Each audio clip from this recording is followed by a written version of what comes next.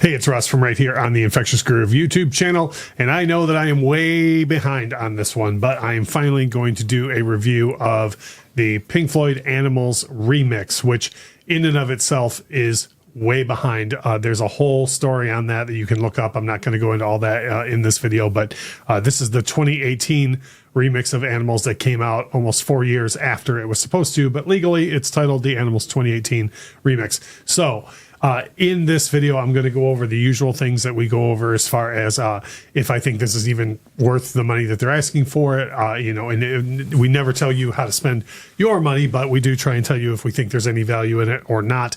And because of the lighting situation, I always have pictures that I've taken in regular daylight that'll show up throughout the video as well, so that you can get a good look at everything without having the lighting in our shooting area change the perception of it at all. As far as that goes, the first thing that you notice when you see Animals 2018 in a store is that they've changed the cover art and the packaging to a certain extent. So with a lot of albums, that can be a very, very big deal for people if it's changed at all.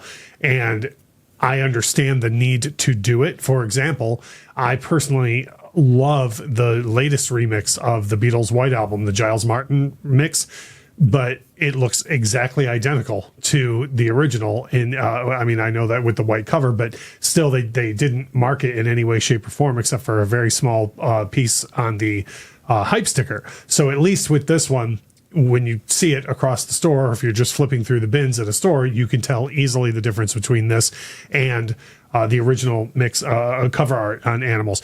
Personally, I love the new cover art. I have absolutely nothing against the original cover art, but I like that really they changed the color scheme quite a bit. They took a more modern picture of the Battersea Power Station. And again, there will be pictures popping up. The inner labels look the same. The overall theming is the same, just a different color scale. And then the gatefold is the same as well. So as far as packaging goes, I'm A-okay with it. I think they did a great job with this. It's pretty much exactly how I would have done it.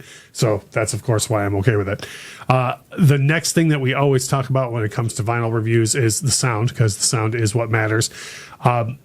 I think the sound on this remix is absolutely spectacular. Now, again, I'm way behind on really reviewing this on vinyl. I listened to a couple of tracks from it on streaming over the past year since it's been fully available, and I liked what I heard there, but I was really waiting until I picked up the vinyl version to listen to it front to back. And for me, I think this is absolutely the version of Animals to listen to.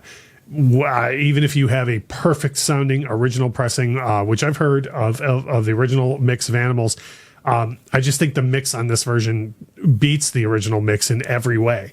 I made a reference earlier to the Giles Martin remix of the White Album, and this to me is the same thing, where Rick Wright is a little more up in the mix. Certain things that Nick Mason is doing are a little more up in the mix. I feel like, at the risk of sounding like I'm saying everything is more up in the mix, at the right time, things are more higher in the mix than they used to be.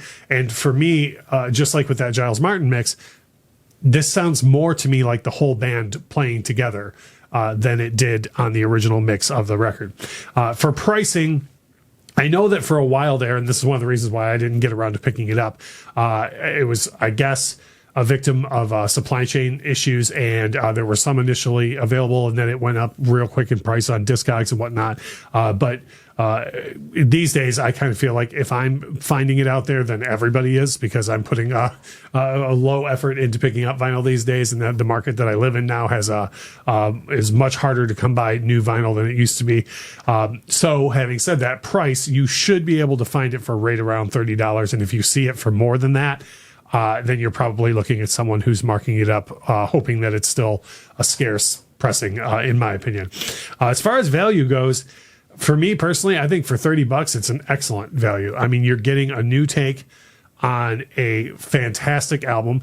They didn't make any changes like other artists have done, and even Roger Waters did with Amused to Death, where there were significant changes or different takes used throughout certain songs on that record, Amused to Death. So it wasn't just a remix. It was there were different takes used and whatnot. With this, you're getting the same recording as it was before, just literally remixed. And I think for the price that they're asking for it, I think it's an excellent value. So for me, unless you have an original pressing of the original mix of Animals that you have zero interest in ever hearing any sort of mix ever again, I think there's a lot of value here for you to take a look at it. So again, I know I'm way behind on this one. Going forward, we will have a lot more timely vinyl record content here on the channel. So please make sure to watch for those videos.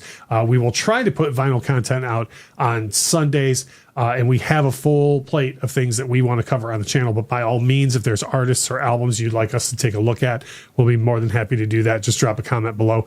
If you would, please share this video out into any vinyl groups that you're in or Pink Floyd groups. But drop a like on the video because that helps us the most. And as we always say, thank you so much for watching.